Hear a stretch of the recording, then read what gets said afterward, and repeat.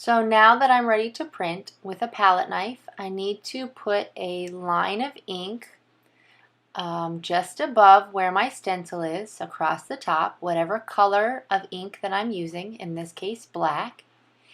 And it doesn't need to be a ton, but it does have to be enough to go through the holes of the screen and print my design.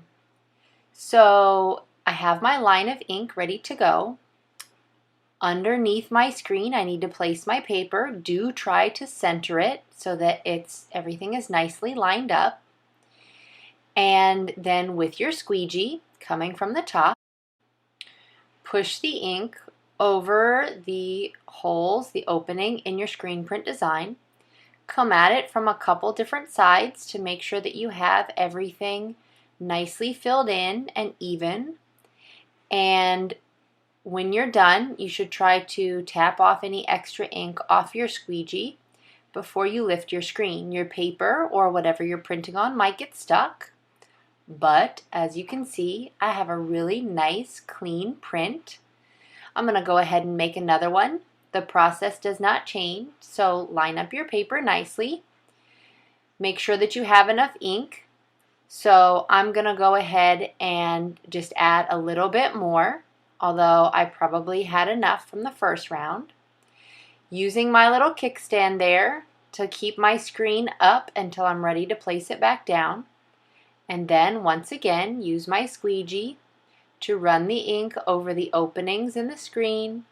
Make sure everything is nice and even. I don't see any empty spots coming through. Tap off the extra ink and then lift to reveal your print. Make sure you put these to the side so they have a nice place to dry. So for the third and final time, I'm going to show you how to print on fabric.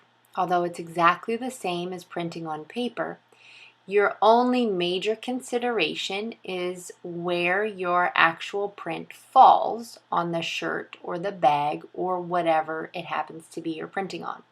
So really take your time to line things up nicely before you lower the screen down, but then it remains the same. Use your squeegee to run ink over the openings in the stencil. Do press pretty hard to help force the ink through the opening in the stencil, but also to sort of corral that ink into a few main locations. You do not want to just smear it everywhere. You want to have one line of ink that you're running across the stencil. Then, as you can see, when I pull it out, it looks fantastic, clean, sharp. You obviously want to leave that to dry really well as you're now cleaning up all of this stuff. To make cleanup easier and to save ink, make sure you've squeegeed off as much ink as possible and then use your palette knife to scoop the ink off the squeegee and put it back in the jar. So the more ink you can actually put back in the jar, the less ink you have to try to wash up in the sink. So get everything off that you possibly can, put it back in the jar to save for later. Then you need to pull the pins to take this screen to the sink and wash it really well. Cold water is best so you don't melt the adhesive, especially if you want to reuse your stencil with a different color. Dry it really well before you try to make another print with it, but you can reuse this a few times before things start to fall apart.